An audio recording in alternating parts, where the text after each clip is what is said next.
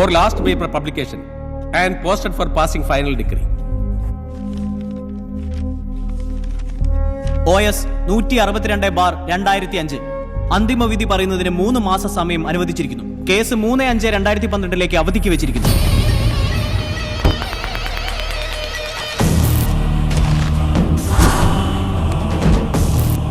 അങ്ങനെ 7 വർഷത്തെ കാത്തിരിപ്പ് അവസാനിക്കുന്നു. 3 മാസം കഴിഞ്ഞാൽ കോടതിയും സമ്മതിക്കും ഹരിനാരായണൻ എന്നൊരാൾ ഈ ഭൂമുഖത്ത് ജീവിച്ചിരിപ്പില്ലെന്ന്. ഒരു തരത്തിൽ പറഞ്ഞാൽ സിവിൽ ഡെത്ത്. നിയമത്തിന്റെ നൂലാമാലകളൊന്നും ഇനി ബാക്കി ഉണ്ടാവില്ല, അല്ല വക്കീലെ? പിന്നെ ഞാൻ ഈ കൂട്ടും പിടിച്ച് വക്കീലാണെന്ന് പറഞ്ഞ് നടക്കുന്നത് എന്തിനാണെന്താ? ഇപ്പൊ തന്നെ എല്ലാം കഴിഞ്ഞതാ. പിന്നെ ഒരു ഫോർമാലിറ്റി, ഒരു പത്രപരസ്യം, അത്രേ ഉള്ളൂ. ഹരി ജീവിച്ചിരിപ്പില്ലെന്ന് കോടതി വക ഒരു ലാസ്റ്റ് കൺഫർമേഷൻ, തീർന്നു. അതിപ്പോ ഏതെങ്കിലും ഒരു അന്തിപത്രത്തില് ഒരു സ്റ്റാമ്പ് സൈസ്, അത്രയും മതി. പിന്നെ കോടതി അല്ലെങ്കിൽ പ്രഖ്യാപിക്കല്ലേ.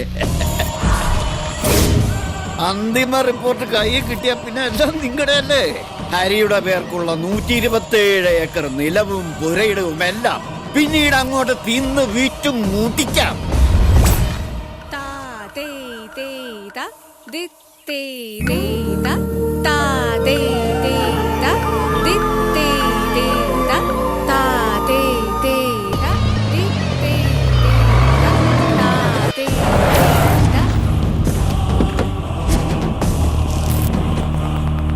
എവിടെ തള്ളാനി?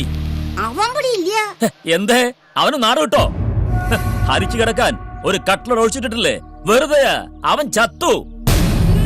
3 മാസം കഴിഞ്ഞാൽ അത് കോടതിയും സമ്മതിക്കും. പിന്നെ ഇക്കണ്ട മുതല് മുഴുവൻ അവന്റെ അനന്തരാവകാശികള്, അതായത് ഞങ്ങള് അനുഭവിക്കും. ആഹാ, കെട്ടിലമ്മ ഇവിടെ ഉണ്ടായിരുന്നോ? ചത്ത് മണ്ണടിഞ്ഞ ഒരുത്തിന് വേണ്ടി വ്രതം നോച്ചിരിക്കാൻ തുടങ്ങിയിട്ട് കാലം കുറെ ആയില്ലേ? മതി, നിർത്തിക്കോ. അവൻ ഇനി വരില്ല. നീ വിഷമിക്കണ്ടി മോളെ, ചത്തുപോയൊരു പോട്ടെ. കാക്കാശിന് വകയില്ലെങ്കിലും എനിക്ക് നിന്നെ ഇഷ്ടമാ. ഞാൻ കെട്ടിക്കോളാടി നിന്നെ. നിന്റെ വീടോ? അത് പണ്ട് എന്റെ ചെറിയച്ഛൻ ഒരു അബദ്ധം പറ്റി നിന്റെ അച്ഛൻ പെങ്ങളെ സംബന്ധം കഴിച്ചത്. ആ ഒരൊറ്റ കാരണം കൊണ്ട് ഈ കാലം അത്രയും വെച്ച് അനുഭവിച്ചില്ലേ ഇക്കട സ്വത്തുക്കൾ മുഴുവൻ? നീയും നിന്റെ ആങ്ങളെയും അതിന്റെ മധുരം തീർന്നറി. ഇനി ഞങ്ങളുടെ കാലവാ. തള്ളേ, കൊച്ചുമക്കളെ വിളിച്ചോണ്ട് ഇപ്പൊ ഇറങ്ങിയാൽ ചത്താ കുഴിച്ചിടാൻ 6 അടി മണ്ണെങ്കിലും തരും. ഇല്ലെങ്കിൽ പഞ്ചായത്ത് വക ചുടലപ്പറമ്പേ കാണൂ. പുഴുത്ത് ചത്ത നിന്റെ തന്ത വിചാരിച്ചിട്ട് സാധിച്ചിട്ടില്ല. പിന്നെ നീ ഒന്നുണ്ടല്ലേ?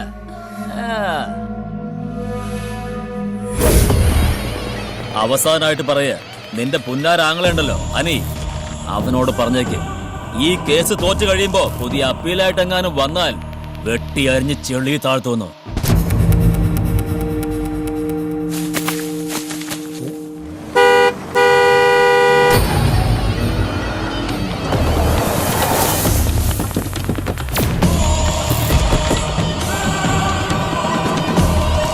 എവിടോ കടവാനി?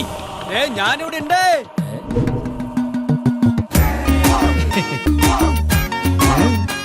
നീ പേടിച്ച് കവുങ്ങിന്റെ മട്ട കയറിക്കാണ്. പോടാ, എന്റെ പട്ടി പേടിക്കും. ഒന്ന് ആടാണ്ടിരിക്കുക കവുങ്ങ്. അവന്മാരി പേടിക്കും, ഞാൻ പേടിച്ച് പറിക്കുന്നു. എന്റെ തളപ്പ് താഴേക്ക് വീണുപോയി. ധൈര്യം ഉണ്ടെങ്കിൽ നീ അല്ലെങ്കിൽ മേലെ കിടന്ന് താടാ. ഞാനെന്താ, നിനക്കിപ്പോ മനസ്സിലായില്ലേ? നിങ്ങളെക്കാളൊക്കെ വളരെ മേലെയാണ് ഞാനെന്ന്. നീ മേലെ തന്നെ ഇരുന്നോടാ. ഒന്ന് അറിയിച്ചിട്ട് പോവാ വന്നതാ. കാലം കുറെ ആയല്ലോ ഞങ്ങളുടെ മുതല് വെട്ടിത്തിനാ തുടങ്ങിയിട്ട്. ഇനി നിർത്തിക്കോ. 3 മാസം കൂടിയേ ഉള്ളൂ. കോടതി ഉത്തരവ് കിട്ടിയാൽ ഞങ്ങൾക്ക് അവകാശപ്പെട്ടതാണ് ഇതെല്ലാം. പിന്നെങ്ങാനും ഇതേ തൊടാ വന്നാൽ വെട്ടി നുറുക്കും ഞങ്ങള്. നീ അങ്ങ് പുളുത്തും. ഇനി 3 മാസമില്ലാണെന്താ, നമുക്ക് കാണാം. നീ ഇങ്ങോട്ട് ഇറങ്ങി വാടാ. എന്റെ പട്ടി വരും. ആണാണെങ്കിൽ നീ ഇങ്ങോട്ട് കയറി വാടാ. നിന്റെയൊക്കെ കടം ഞാൻ ഹരിക്ക് മാറ്റി വെച്ചിരിക്കുക. അത് അവൻ തന്നെ തീർത്തോളൂ. നിന്റെ ഹരി തിരിച്ചു വരില്ല. ഇനി വന്നാലും നീ ഒന്നും കാണാനും പോണില്ല. ഇല്ലെങ്കിൽ കാക്ക മലന്ന് പറക്കണം. ഹരി തിരിച്ചു വരും, കാക്ക മലന്ന് പറക്കുകയും ചെയ്യും. നീ ഇങ്ങോട്ട് ഇറങ്ങി വാടാ. ഓ, നിന്നെ ഞാനല്ലേ ആദ്യം വിളിച്ചത്? Ladies first. നീ ആദ്യം കയറി വാടി. ചേട്ടാ, വൈകുന്നേരം വരെ നിന്നാലും വരും തോന്നല്ലേ? നമുക്ക് പോയാലോ? നീ ഇങ്ങോട്ട് ഇറങ്ങി വരുമല്ലോ, നിന്നെ ഞാൻ എടുത്തോളാം. എടുക്കണേ.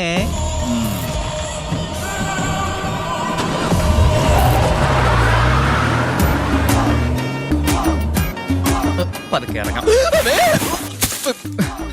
ഞാൻ അവന്റെ അമ്മൂമ്മയുടെ തിരുവാതിര കളിക്ക് പൂക്കുലവട്ടം കയറിയതാ. കിട്ടിയില്ല. അല്ല പിന്നെ, പക്ഷെ വന്നപ്പോഴേക്കും അമ്മ രക്ഷപ്പെട്ടോളൂ. അല്ലല്ലോ, അനിക്കൂടാണോ അമ്മമാരുടെ കളി? അയ്യോ, ഇവര് പോയില്ലേ? പോയില്ലേ? വെറുതെ ഇരുന്നല്ലേ.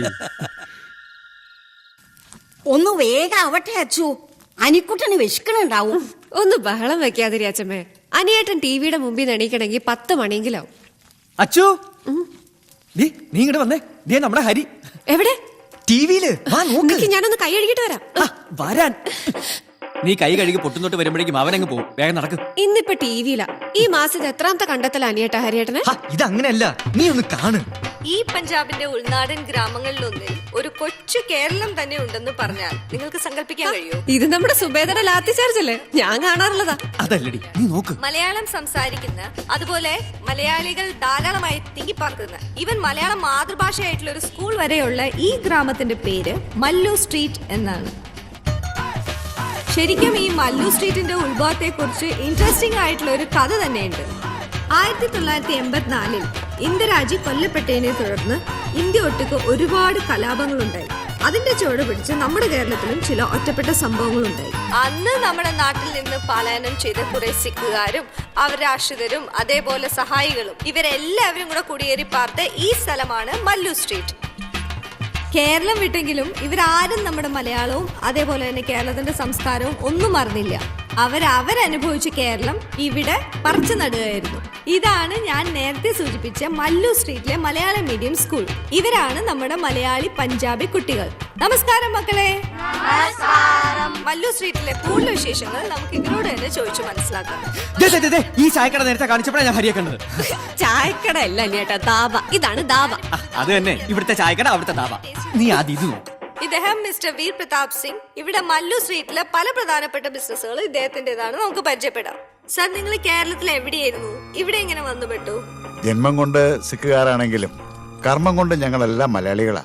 അവിടെ കൊച്ചിയില് സ്പെയർ പാർട്സ് ബിസിനസ് ആയിരുന്നു. ഇവിടെ എത്ര കുടുംബങ്ങളുണ്ട്? 30ഓളം കുടുംബങ്ങൾ. സാറിന്റെ കുടുംബം? 5 മക്കൾ. ഭാര്യ മലയാളിയാ. ഇവിടെ ഇപ്പൊ മകനുണ്ട്. അവനാ എല്ലാ ബിസിനസ്സും നോക്കി നടത്തുന്നത്. മകന്റെ പേരെന്താ? ശരിയായ പേര് ഹരീന്ദർ സിംഗ്. പിന്നെ ഇവിടുത്തുകാർ അവനെ വിളിക്കുന്ന ഒരു പേരുണ്ട്, മല്ലു സിംഗ്. അതെന്താ അങ്ങനെ ഒരു പേര്?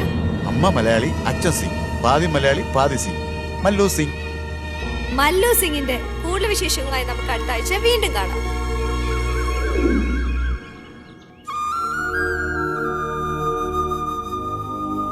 ഇരു ഇറങ്ങാറായില്ലേ? വണ്ടി പോകട്ടോ. അച്ചു എവിടെ? വന്നു. എന്റെ അനിക്കുട്ട, ഒന്നുകൂടി ആലോചിച്ചിട്ട് പോയാ പോരെ? എന്ത്? നീ ആണെങ്കിൽ ജീവിതത്തിൽ ആദ്യമായിട്ടാ തീവണ്ടി കയറണത്. അച്ഛമ്മയൊന്നും പേടിപ്പിക്കാതിരിക്കണ്ടോ? ഇതിപ്പോ ഹരി അന്വേഷിച്ച് നമ്മൾ പൊള്ളാച്ചിക്ക് പോയ പോലെ ആകുമെന്ന എന്റെ പേടി. അന്ന് ഹരിയാണെന്ന് പറഞ്ഞ അനിക്കുട്ടൻ ഒരു കൗണ്ടർ കയറി കെട്ടിപ്പിടിച്ചു. പിന്നെ കൗണ്ടർ മുട്ടുകാല് മടക്കി കയറ്റുന്നതാണ് ഞാൻ കാണുന്നത്. എന്റെ അനിയേട്ടാ, ടി.വി കണ്ടത് ഹരിയേട്ടനാണെന്ന് എന്താ ഇത്ര ഉറപ്പ്? ഒരാളെ പോലെ 7 പേരുണ്ടാവുന്നാ പറയുന്നത്. അതാണ് കൽക്കത്തയെ താമസിക്കുന്ന തെക്കേലെ ശാരദത്തില്ലേ, അവരെ മകൻ അനിക്കുട്ടന്റെ അതേ ചായാണെന്നാ പറയുന്നത്. അതിപ്പോ എന്റെ അച്ഛന് കൽക്കട്ട ഒരു ദൂരമേ ആയിരുന്നില്ല. പഠിച്ചുകൊണ്ടിരുന്നപ്പോ ഹിന്ദിക്ക് 10 മാർക്ക് തികച്ചും മേടിക്കാത്ത ചെക്കനാ ഇവൻ. ഈശ്വരാ, എന്തൊക്കെയാവോ എന്തോ. അച്ഛമ്മയോട് ഞാൻ പേടിപ്പിക്കില്ലെന്ന് പറഞ്ഞിട്ടോ? ഹിന്ദി ഇപ്പൊ അത്ര പ്രശ്നമുള്ള ഭാഷ ഒന്നുമല്ല. നമ്മൾ എത്ര ആളുകൾ എത്ര നാട്ടിലേക്ക് കയറ്റി വിട്ടിട്ടുണ്ട്. ശരിക്കും ഇതിപ്പോ പഠിപ്പിച്ചു തരാം. ഒന്നുമില്ല, ഞാൻ പറഞ്ഞ പറഞ്ഞാ മതി. സാരേ ജഹാസെ അച്ഛ ഹിന്ദുസ്ഥാൻ ഹമാര. എങ്ങനെ? ഇത്തിരി ബുദ്ധിമുട്ടുള്ളതാണ്, എന്നാലും ഒന്ന് പറഞ്ഞു നോക്കിയേ. എന്റെ നാണുവേ, എന്നാ തനിക്കും കൂടി ഒന്ന് പോവായിരുന്നില്ലേ? എനിക്കറിയാം, അതല്ലേ ഞാൻ നേരത്തെ ഹിന്ദി പോലത്താതിരുന്നത്. ഞാൻ പോയാൽ ഇവിടുത്തെ കാര്യസ്ഥ പണി പിന്നെ ആര് നോക്കും? അനിയേട്ടാ, ഹരിയേട്ടൻ പോയിട്ട് 7 വർഷമാകുന്നു. ഇതുവരെ ഒരു കത്ത് പോലും അയച്ചിട്ടില്ല. അനിയേട്ടന് ഉറപ്പുണ്ടോ ഇത് ഹരിയേട്ടനാണെന്ന്? ഹരിയുടെ ഒരു നിഴല് പോലും എനിക്ക് തിരിച്ചറിയാനാവും. എവിടെ പോയി ഒളിച്ചാലും അവനെ ഞാൻ തിരിച്ചുകൊണ്ടുവരും. നീ വിഷമിക്കണ്ടടി, ഞാൻ അവിടെ എത്തിയിട്ട് വിളിക്കാം.